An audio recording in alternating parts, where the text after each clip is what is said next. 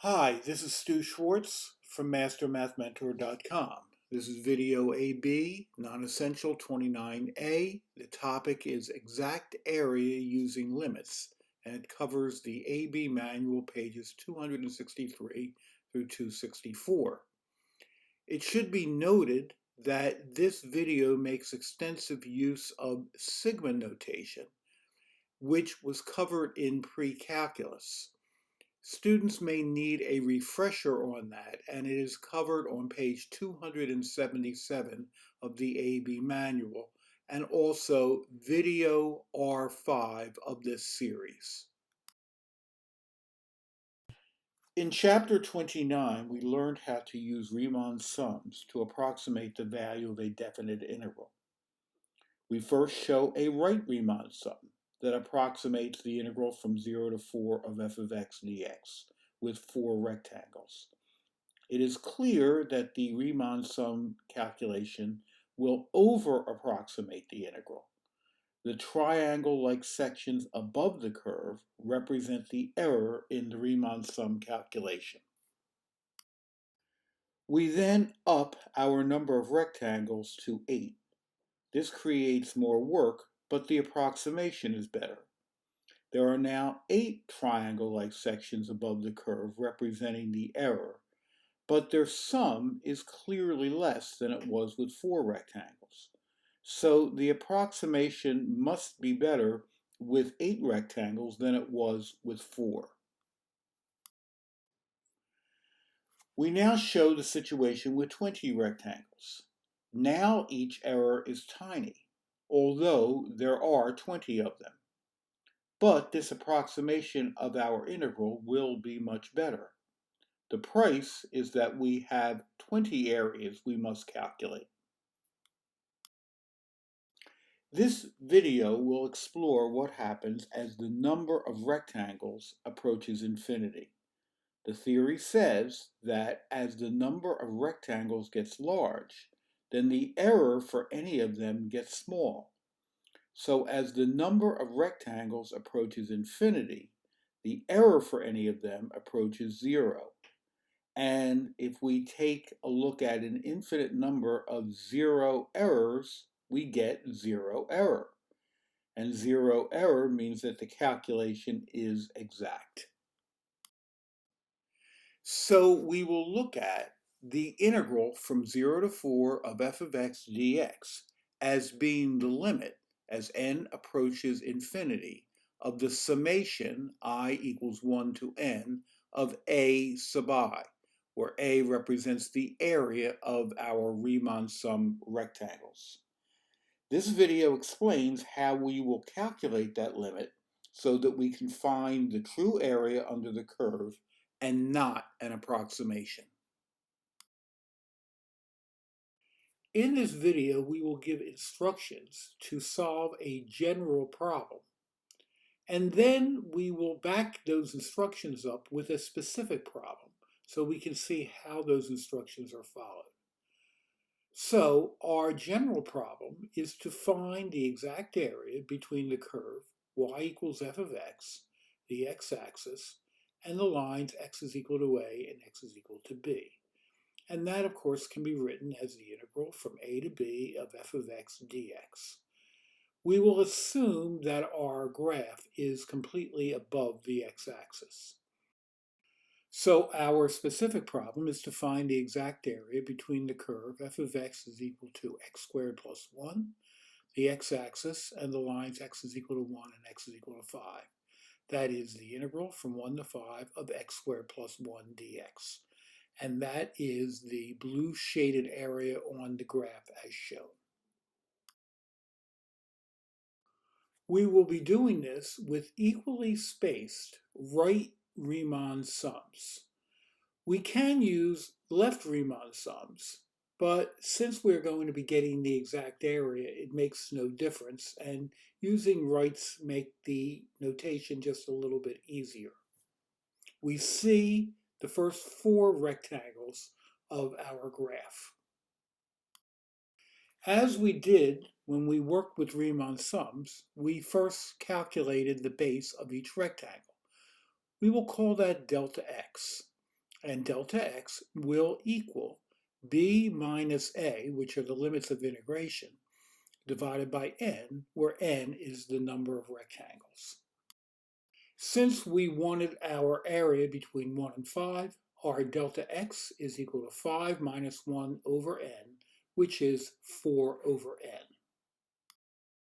Next, we find a formula for the x-coordinate of the right leg of each rectangle.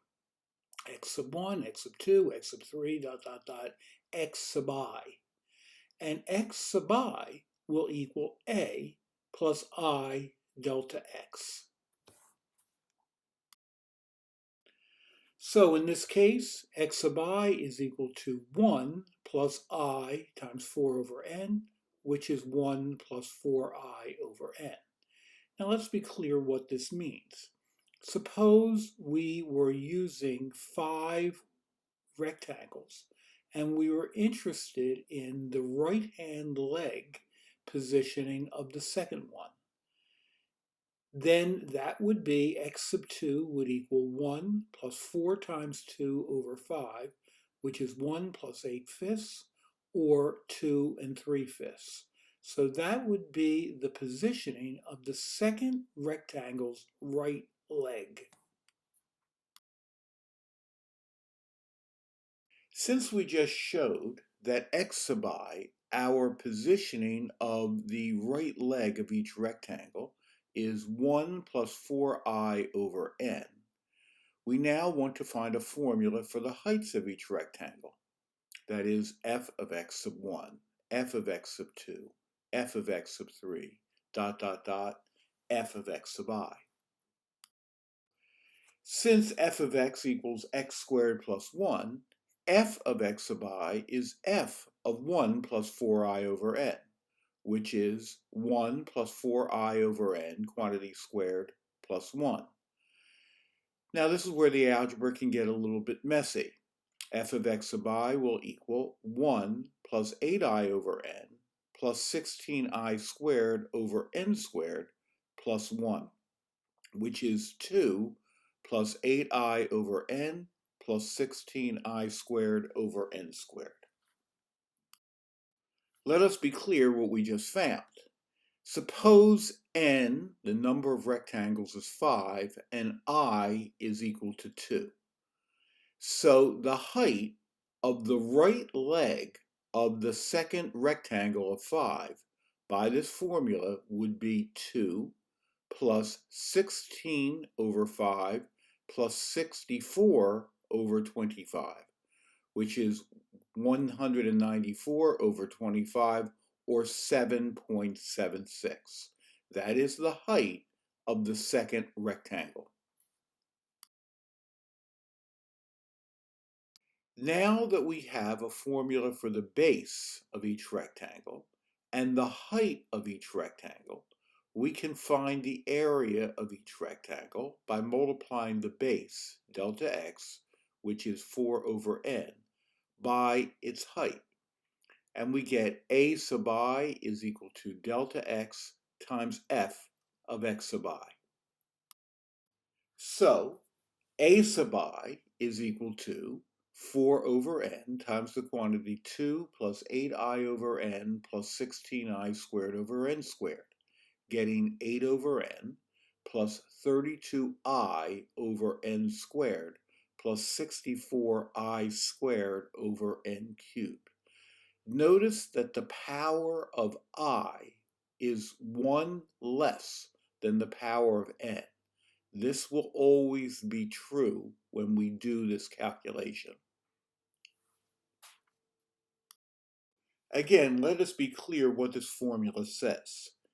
If n is equal to 5, meaning that we are working with 5 rectangles, and I equals 2, then the area of the second of the 5 rectangles by our formula will be 8 over 5 plus 64 over 25 plus 256 over 125, which is 776 over 125, or 6.208.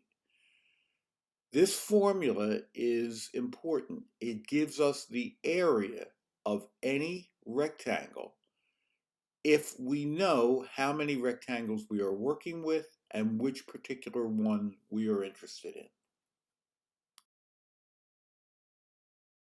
We would now like to sum up these n areas. So A will equal sigma I equals 1 to n of A sub I.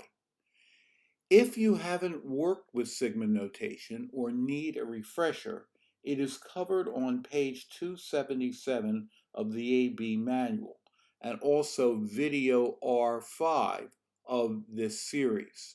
You need to understand how to work with sigma notation to go any further.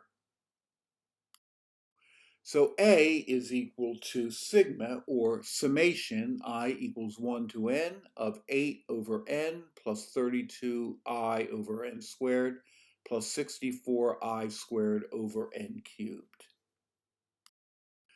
To work with expressions of this type, we will distribute the sigma and then factor out the constant and any n's.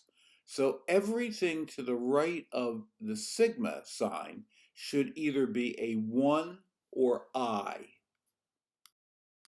So distributing, we get A equals summation I equals 1 to n of 8 over n plus summation I equals 1 to n of 32i over n squared plus summation I equals 1 to n of 64i squared over n cubed. And now factoring out any constants and n's, we get 8 over n summation I equals 1 to n of 1 plus 32 over n squared summation I equals 1 to n of I plus 64 over n cubed summation I equals 1 to n of I squared.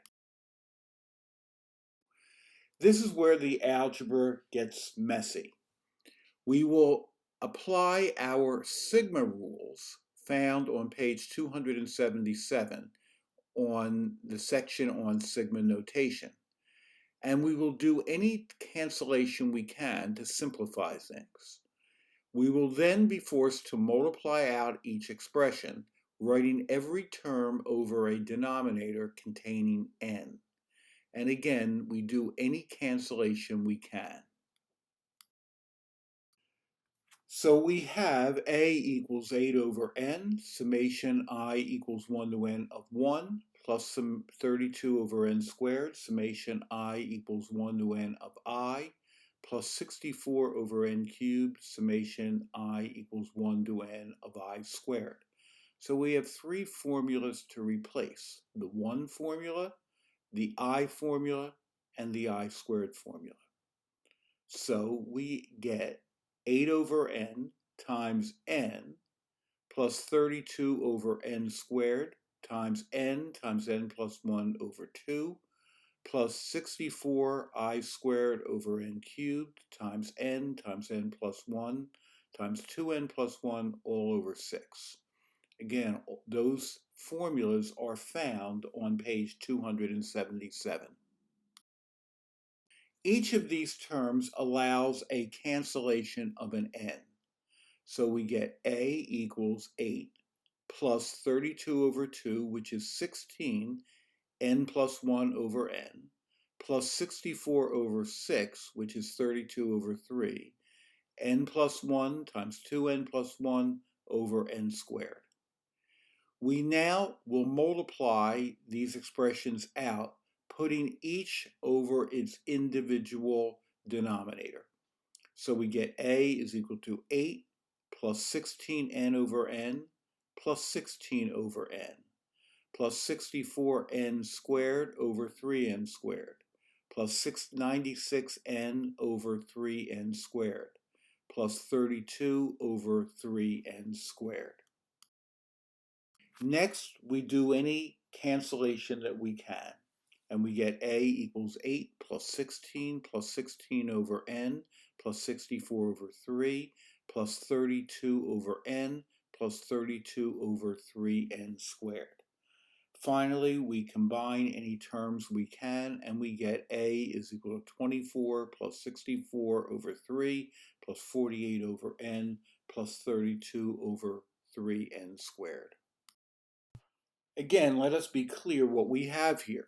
We now have a formula for the area under the curve between x is equal to 1 and x is equal to 5, based upon the number of rectangles we are using in our Riemann sum, n.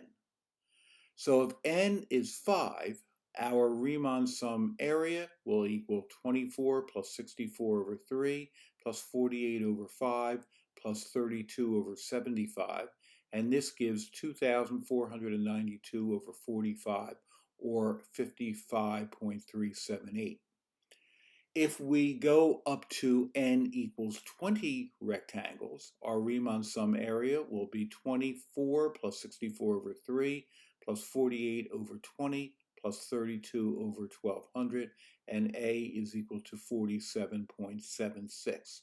Notice that the area is dropping with the number of rectangles getting greater, because the over approximation that the right Riemann sum does will have each of the tiny little errors getting smaller. The last step is the easiest, and finally we end up using some calculus. We want the limit of our expression of a as n approaches infinity. And since the limit as n approaches infinity of 1 over n is equal to 0, all n's in the denominator disappear. So a is the limit as n approaches infinity of 24 plus 64 over 3 plus 48 over n plus 32 over 3n squared. And any expression with n in the denominator disappears, so a is equal to 24 plus 64 over 3, which is 136 over 3. And therefore our conclusion is that the integral from 1 to 5 of x squared plus 1 dx is 45 1/3. The formula is quite instructive in terms of how Riemann sums work. The area will always have a 24 plus 64 over 3. Based upon the value of n, the 48 over n and 32 over 3n squared will represent the errors in using a Riemann sum. When n is small, the error will be large. When n is large, the error will be small. And as n approaches infinity, the error will go to 0, and therefore our area is simply 24 plus 64 over 3. Our one example of this process is to find the area bounded by f of x equals 6 plus x minus x squared, the x-axis, and the lines x is equal to 1 and x is equal to 2. We graph the function with the sole purpose of determining whether the graph is completely above the x-axis, and we can see that it is.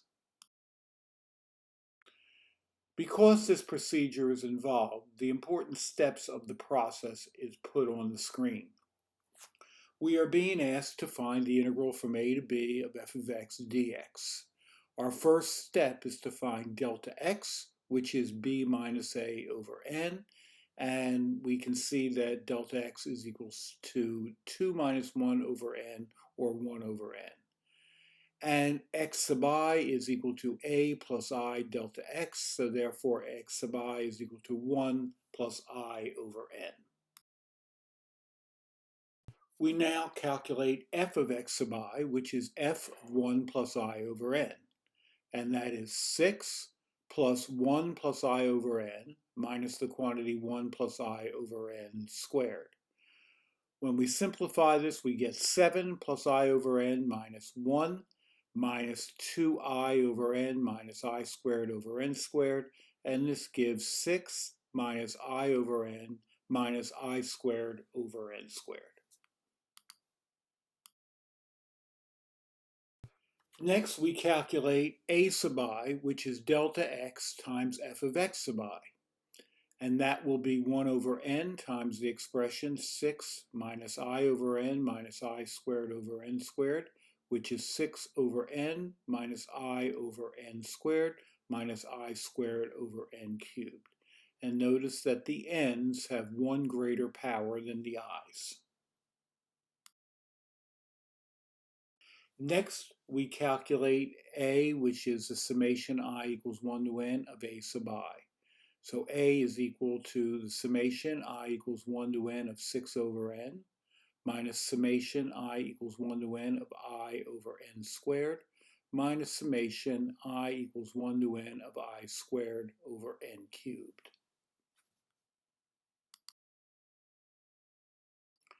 Expanding this expression using our sigma rules, we get a is equal to 6 over n times n minus 1 over n squared times n plus 1 over 2 minus 1 over n cubed times n plus 1 plus 2n plus 1 all over 6. And this gives 6 minus 1 half minus 1 over 2n minus 1/3 minus 1 over 2n minus 1 over 6n squared. Finally, we take a look at the limit as n approaches infinity of 6 minus 1 half minus 1 over 2n minus 1/3 minus 1 over 2n minus 1 over 6n squared. And any expression that has an n in the denominator goes to 0, so we have 6 minus 1 half minus 1/3, and our answer is 31/6.